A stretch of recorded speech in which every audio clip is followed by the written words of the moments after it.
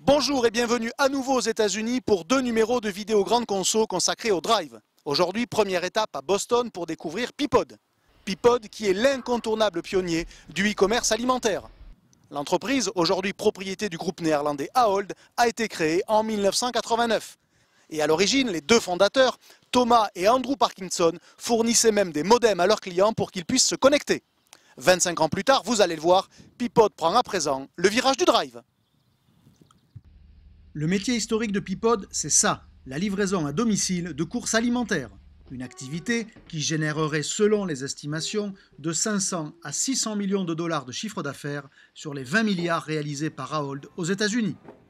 Mais désormais, et en s'appuyant précisément sur son réseau de magasins, notamment l'enseigne Stop & Shop, Ahold veut faire de Peapod le spécialiste du drive alimentaire dans un pays où le drive est partout, depuis la pharmacie jusqu'au guichet bancaire. Depuis octobre 2012, Ahold a ainsi ouvert 130 points de retrait.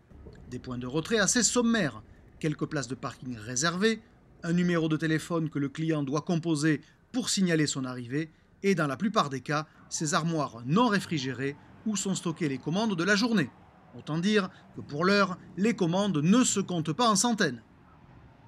Toute l'originalité de l'organisation est en coulisses, dans la préparation des commandes qui sont acheminées jusqu'au point de retrait. Peapod exploite d'abord un réseau d'entrepôts centraux grâce auquel a été développée la livraison à domicile. Mais en parallèle, Peapod a imaginé ces mini-entrepôts de 1500 m² environ dans des bâtiments contigus à ses propres supermarchés.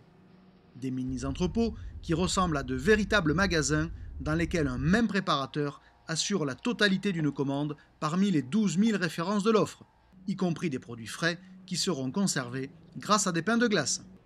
Les commandes sont ensuite acheminées vers les points de retrait sur un schéma d'organisation en étoile. Un même entrepôt assure ainsi la préparation pour plusieurs sites. Une organisation qui répond à un volume encore faible et qui n'est pas sans inconvénient pour le client.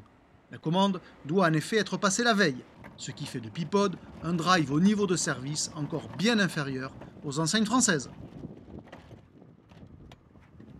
Voilà pour Peapod, seconde étape demain à Denver dans le Colorado pour découvrir le drive selon Walmart.